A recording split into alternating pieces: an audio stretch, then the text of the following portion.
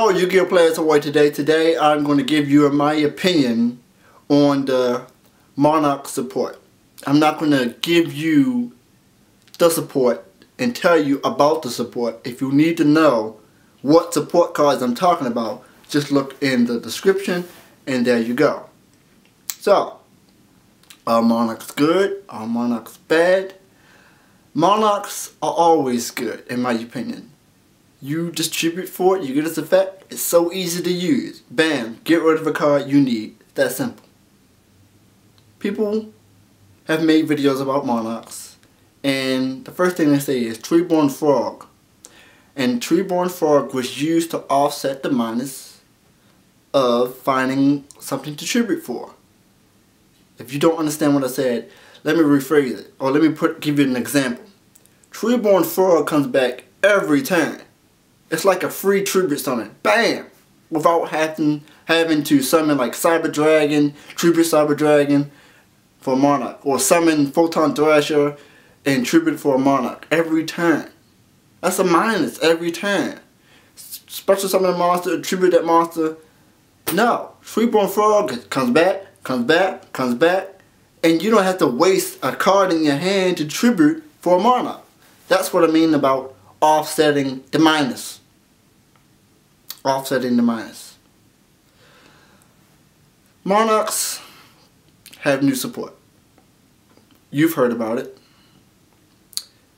You can add other Monarchs to your hand.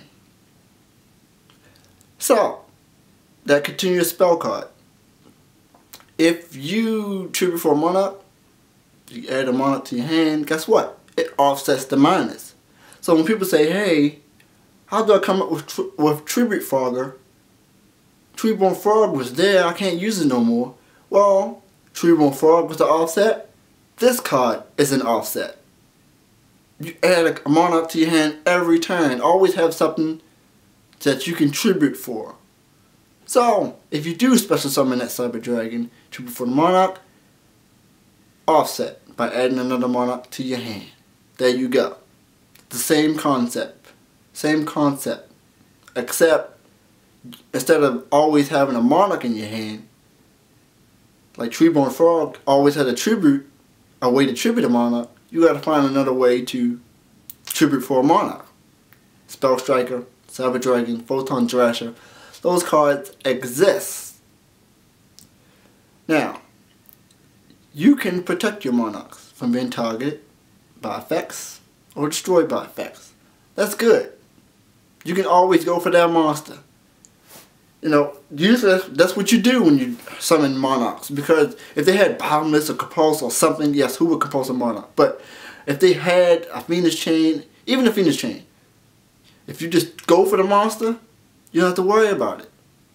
That back row hitting you. Because I used to hate when I summon a Monarch, target a back row, and it's a Bottomless or something that got rid of my Monarch. And that monster was still there. But if I targeted that monster, got rid of it, and they Bottomless, guess what? They lost 2 cards. I did my job. I did my job. Trial and Tribulation was a card we looked at a lot with Heretics. The thing is, it doesn't stack. And if you tribute 1, you just get the draw card, so it's just like an upstart. But people don't really want to do that. People want to tribute at least 2, because if you get the second effect of Trial and Tribulation, guess what? You get to add 2 monsters from your graveyard to your hand. Pluses. That's a +1. So say you tribute for a Monarch, you add a Monarch to your hand, and then that offsets the tribute, and somehow you play double summon, I don't know, and you tribute again, and you play Trial and Tribulation, that's another offset. You get 2 cards from your graveyard to your hand. So you'll have the same amount of cards total. I'm just guessing. I didn't really do the math. I'm just guessing. People will probably have a difficult time playing the new support, even with the Mega Monarchs. It's because they probably feel it's too situational. Their hand might become cloggy, and you might not have something to tribute for. And if you run multiple copies of these continuous spell cards, that protect your Monarchs and add Monarchs to your hand, then if you already have one on the field, then hey, if I draw another one, it really doesn't do anything for me. It's just there. Oh wait, I gotta wait for this to get space. Oh yes, I got space. I got another one. Bam! There it is. But how many copies should we run? 2? 3? If you run 3, it's like I drew, look at my open hand. Bam! I got Advanced Zone. I got the first Monarch. I got Trial and Tribulations. I got March of the Monarchs. Great. Great. So, it's difficult to play it. And I've played against it, and having that protection for your Monarchs is really good. It's like, oh, I can't use none of my back row. Great. And you're just running me down with Monarchs. That's good. But the clogginess, the inconsistency, the come up with Tribute Fogger, it's a problem. It's a problem for me personally, because I've tried to build it. It's just been a struggle for me. I played it in Heretics. It's cool in Heretics. I can get all the tribute effects I want from my Monarchs. It's really good. So you can tell me your opinion in the comment section below. Maybe I am just narrow-minded on this topic. Maybe some of you guys may agree with me.